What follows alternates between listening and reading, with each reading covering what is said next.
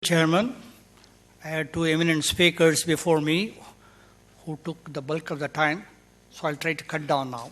So let me not stand between you and the lunch. I have two more speakers after me. I'll try to see how fast I can do that, and this is more particularly about how to get coal. That is, both the speakers are clearly told coal is here to stay, and maybe for another 3 decades or so, minimum. So we had to see how to live with it, and not only that, how to make best use of it. So this is what I'm going to present. And as Dr. Minchner mentioned, sustainability is not just the climate change impact. It is also, we had to see the energy security of the nation, employment, etc. I think that's a very good point. So that's what we are trying to see, what it makes sense to India.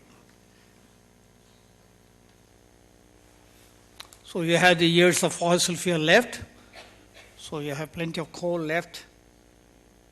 And we had to see how to manage that efficiently. You can see here over the years, the renewables is catching up, and natural gas is going up very high, and coal is going to slightly flatten out.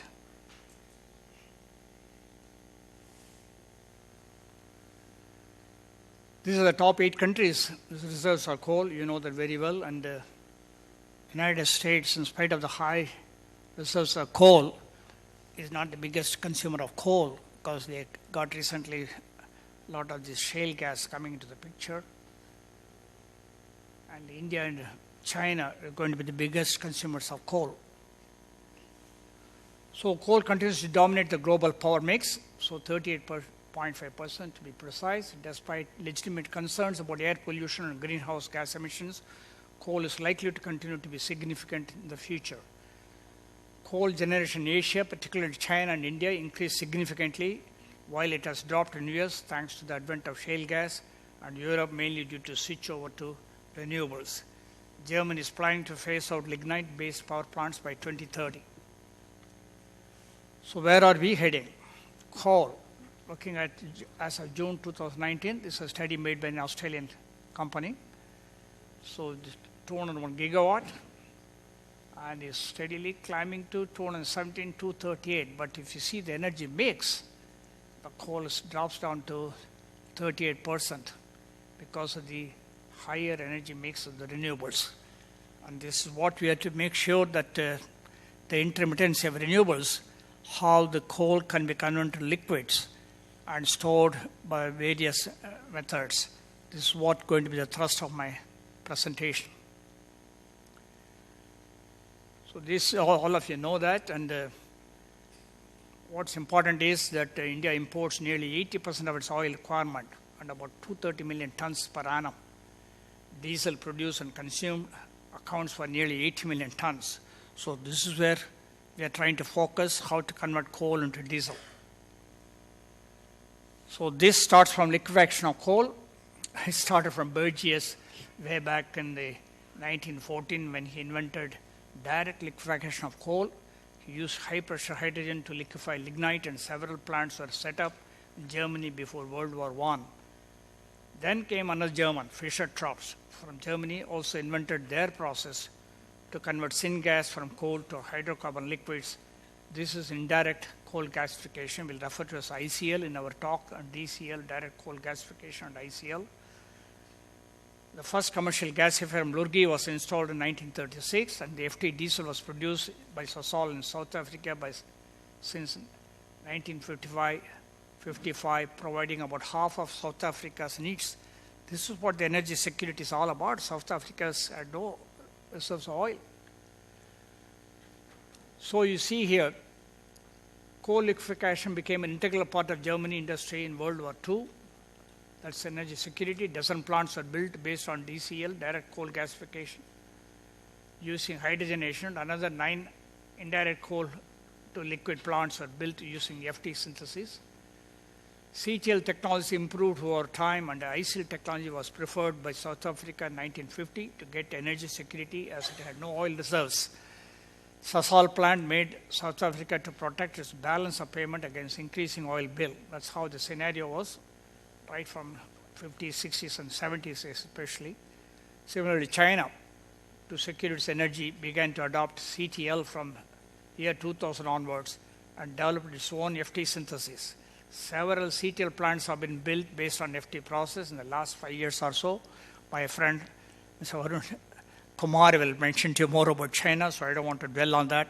190 gasifiers are running from coal to produce various liquids and also the FT diesel plants.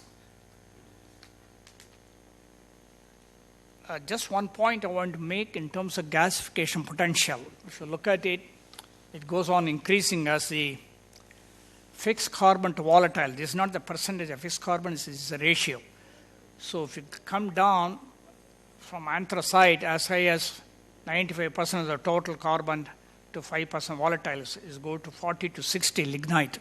So it's much easier to gasify lignite, and we are looking at excuse me, currently a project in the Ney Valley as to how to convert that lignite into liquids. This all of you know, I don't want to run into this.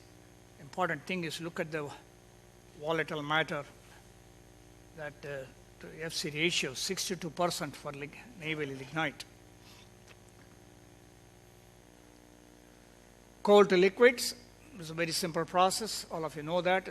I'm looking at this gasification, gas purification, then you produce syngas. From syngas, you can go to filter trough, diesel fuel, gasoline. That's what our thrust is.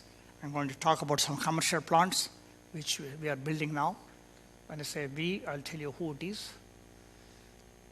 Coal liquefaction by FT synthesis is another block diagram showing you. These are some of the direct type gasifiers: GE Energy, Shell, Siemens, SES. There are several plants of SES running in China based on coal to methanol. This is, whenever I say we, it is Thermochem Recovery International indirect gasification technology, which we have been promoting in India because we have the licensee for some other feedstocks like black liquor distillate spent wash, for biomass and lignite. They hold the license.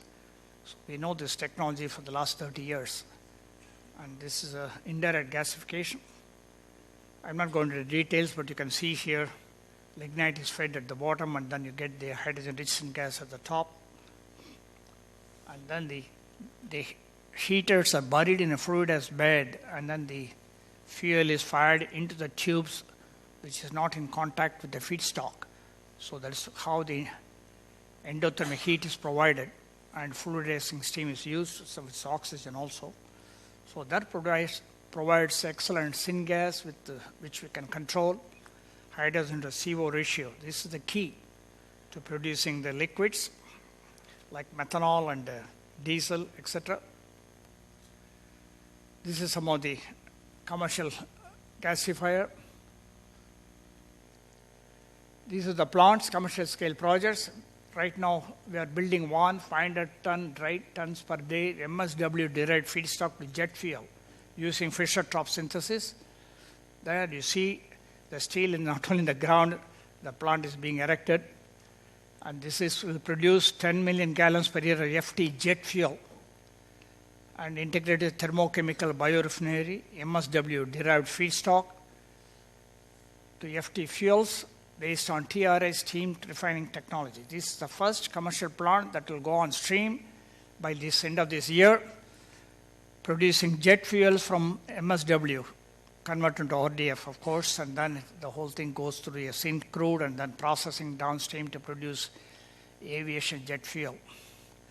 So that's a big plant, at least one gasifier. There's another plant being set up on 1,000 dry tons per day, woody biomass feedstock, again to FT diesel, integrated biorefinery in Mississippi, producing about 20 million gallons per year of FT diesel. So that project is about $300 million. So that's coming up soon. So the two plants, one is in very advanced stage of construction. Another one is in the designing stage.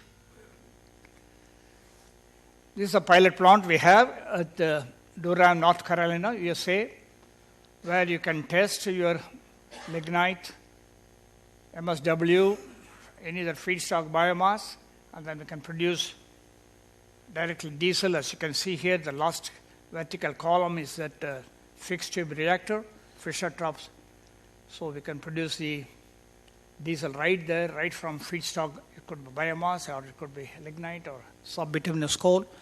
So we could test it for you and produce this, and we are happy to tell you we are ready to go commercial. Thank you very much.